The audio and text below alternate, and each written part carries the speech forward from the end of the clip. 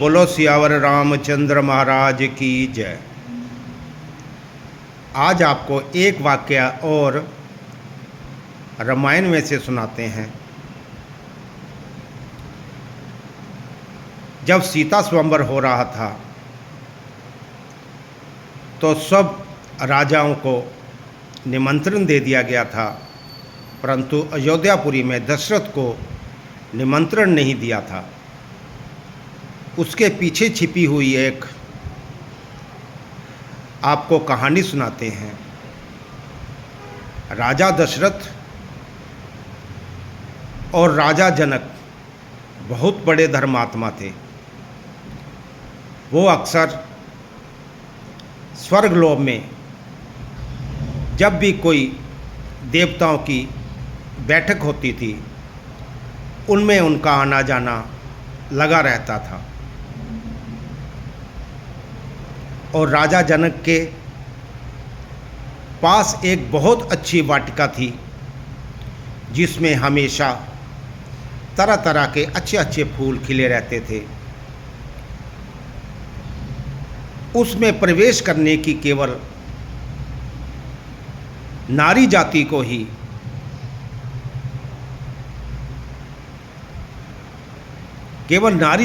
जा सकती थी। और उस वाटिका में स्वर्गलोक से अप्सराएं भी आकर अपने टोकरों में फूल भर भर के ले जाती थी और अपने देवताओं को रिझाती थी।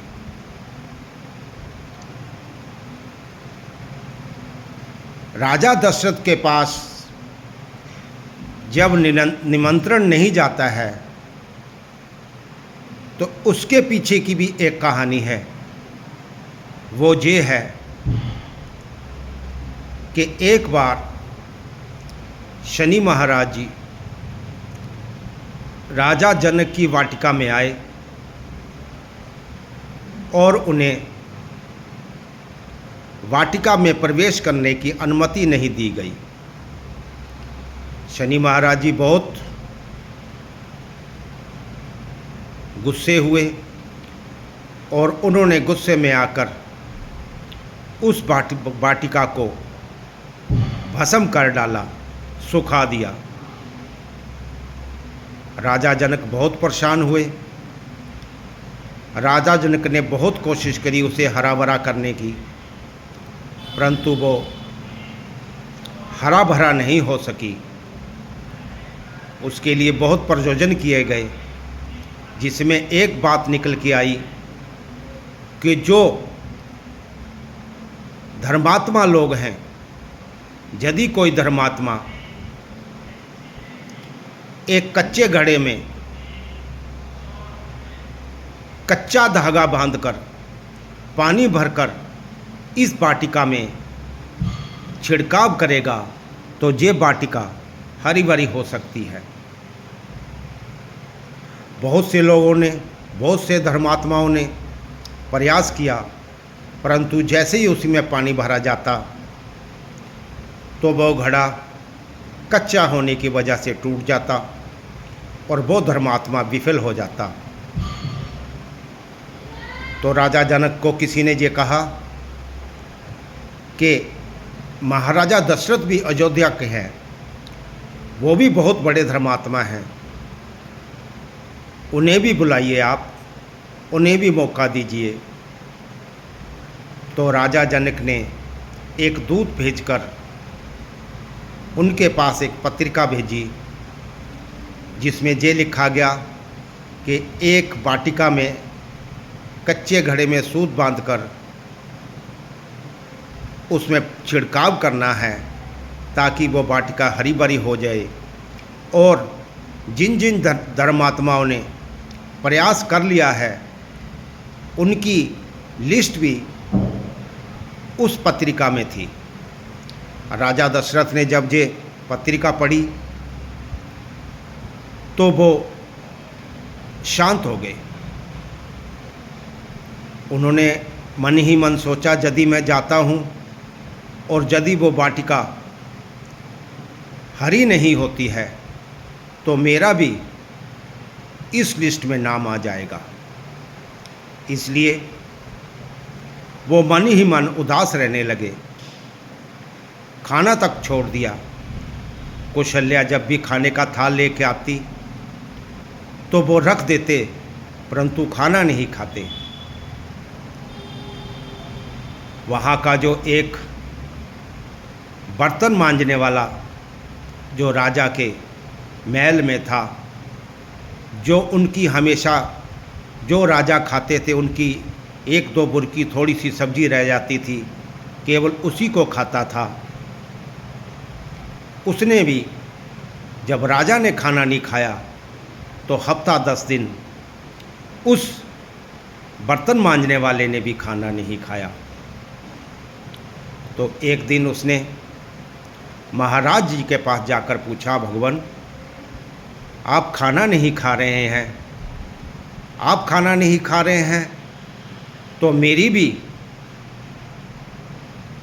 भूख नहीं मिट रही है, क्योंकि जो आप छोड़ते थे मैं उसे ही खाता था, उसके अलावा मैं कुछ नहीं खाता था।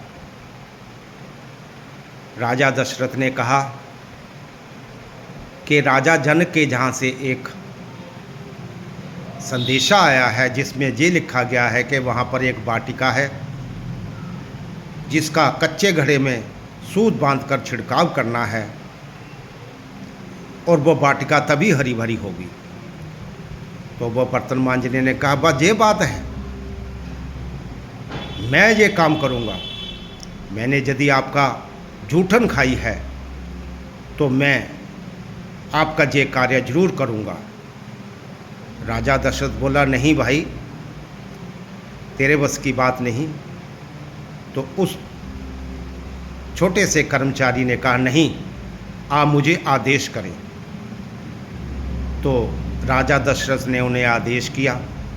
तो वो राजा जनक के जहाँ पहुँचा तो उन्होंने वहाँ जनक जी से कहा कि लाओ घड़ा, लाओ सूत लाओ। तो जैसे ही उस कर्मचारी ने सूत बांधकर कच्चे घड़े में पानी डाला और उस कर्मचारी ने उस वाटिका में छिड़काव कर दिया, छिड़काव होते ही वो वाटिका हरी भरी हो गई और खूबसूरत महक उठी। राजा जनक बहुत खुश हुए। इसके बाद जब सीता स्वयंवर का समय था, इसी कारण से ही राजा जनक ने राजा दशरथ के पास स्वयंवर का न्योता नहीं भेजा था, क्योंकि राजा जनक ने समझा कि यदि मैंने उन्हें संदेशा भेजा, निमंत्रण भेजा, यदि उन्होंने कोई छोटे कर्मचारी को भेज दिया, क्योंकि जहाँ का छोटा कर्मचारी भी एक बहुत बड़ा धर्मात्मा है, तो मुझे उसी के साथ सीता का स्वयंवर करना पड़ेगा, विवाह करना पड़ेगा। इसीलिए उन्होंने निमंत्रण नहीं भेजा था। पर विधि का विधान तो होना ही था। विश्वामित्र जी रामचंद्र जी और लक्ष्मण जी को लेकर स्वयंवर में पहुँचे, जिसमें श्री रामचंद्र जी ने धनुष को तोड़ा और सीता जी के साथ विवाह किया। बोलो सियावर रामचंद्र महाराज की जय।